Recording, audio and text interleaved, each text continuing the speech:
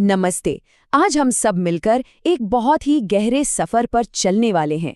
ये एक खोज है इस बात को समझने की कि उस परम सत्ता के साथ हमारा रिश्ता कैसा है। ये सिर्फ एक सवाल नहीं है, है ना? ये तो एक खोज की शुरुआत है। एक ऐसी खोज जिस पर हम सब कभी न कभी जरूर निकले हैं। तो आइए, आज साथ मिलकर इस रास्ते पर चलते हैं और देखते हैं कि ये हमें कहाँ लेकर जाता है। तो जब भी हम आंखें बंद करते हैं, उस परम शक्ति से जुड़ने की कोशिश करते हैं, तो सबसे पहले हमारा ध्यान कहाँ जाता है? अक्सर हमारी अपनी दुनिया पर, हमारी ज़रूरतों पर, हमारी इच्छाओं पर। यहीं से हमारा सफ़र शुरू होता है। और ये बहुत ही नेचुरल है, बहुत स्वाभाविक सी बात है। आखिरकार हम इंसान हैं और हमारी ज़रूरतें हैं। अच्छा खाना, एक सुरक्षित घर, आराम। इन चीज़ों को चाहना हमारे स्वभाव का ही एक हिस्सा है। ये हमारी आध्यात्मिक यात्रा का एक बहुत ही स्वाभाविक शुरुआती बिंदु है। जैसे हम क्या मांगते हैं? अपने लिए, अपने परिवार के लिए अच्छी सेहत, सुख, समृद्धि, सुरक्षा।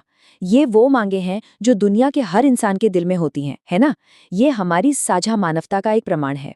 और इन सभी बाहरी इच्छाओं को एक बहुत ही खूबसूरत नाम दिया गया है, हाथ की याचिकाएं। सोचकर देखिए, जैसे हम हाथ फैलाकर कुछ मांग रहे हों। ऐसी चीजें जो हमारी बाहरी दुनिया को, हमारे हालात को बेहतर बना सकें। ये सब कुछ पाने के बारे में है। एक बात समझना बहुत जरूरी है कि इन इच्छाओं में कुछ भी गलत नहीं है। ये तो हमारे इंसान होने का हिस्सा है। लेकिन ये सिर्फ सतह है, एक गहरी नदी की पहली लहर की तरह। ये हमारी खोज की शुरुआत है, मंजिल नहीं। तो ठीक है, ये तो हुई बाहरी दुनिया की बात। अब चलिए एक कदम और अंदर चलते हैं। अपनी नजर को बाहर से मोड़कर भीतर की ओर लाते हैं और देखते हैं कि हमारे दिल की गहराइयों में कौन सी इच्छाएं छुपी हैं। जरा इस सवाल पर रुकिए। जब हाथ भरे हों तो आत्मा क्या मांगती है? ये सवाल सोचने पर मजबूर कर देता है ना? ये हमारी बाहरी और भीतरी दुनिया के बीच एक पुल की तरह है। जब सब कुछ हो तब असल में क्या चाहिए होता है? और यहीं पर हमारी सोच में एक बहुत बड़ा, एक बहुत गहरा बदलाव आता है। अब बात कुछ पाने की नहीं रही, अब बात कुछ बनने की हो रही है। हमारा ध्यान अब बाहर के हालात बदलने से हटकर अपने अंदर के स्वरूप को निखारने पर आ जाता है। ये वो चीजें हैं जिन्हें आप खरीद नहीं सकते। इन्हें तो बस अपने अंदर जगाना पड़ता है, विकसित करना पड़ता है। अब प्रार्थना ये नहीं है कि रास्ते के पत्थर हट जाएं, बल्कि प्रार्थना ये है कि उन पर चलने का साहस मिले। और इन्हीं गहरी भीतरी इच्छाओं को कहते हैं हृदय की याचिकाएं। ये हाथ की याचिकाओं से कहीं ज्यादा गहरी हैं।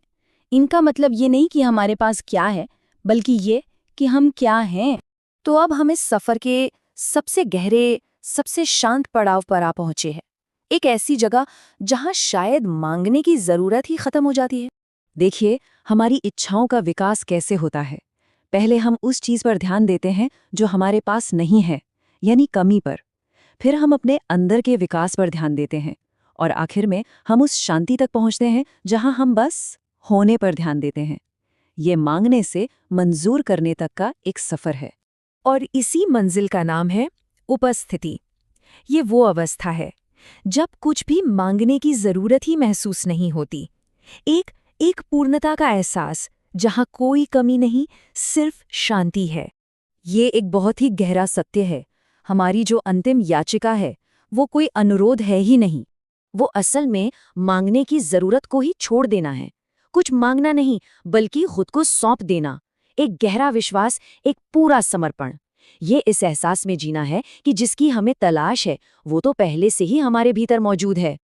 और अब इस पूरी यात्रा के बाद हम वापस वहीं लौटते हैं, मौन में, जहां शब्द नहीं, बस उस पहले सवाल की गूंज है।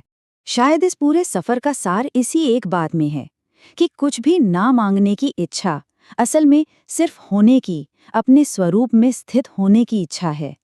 जब सारी मांगें खत्म हो जाती हैं तो जो बचता है वही तो असलियत है। तो हम इस सफर को किसी जवाब के साथ नहीं, बल्कि उसी सवाल के साथ खत्म करते हैं, लेकिन अब एक नई गहरी समझ के साथ। और ये सवाल अब सबके लिए है। जब सारी इच्छाएं, सारी मांगें शांत हो जाती हैं, तो पीछे क्या बचता है?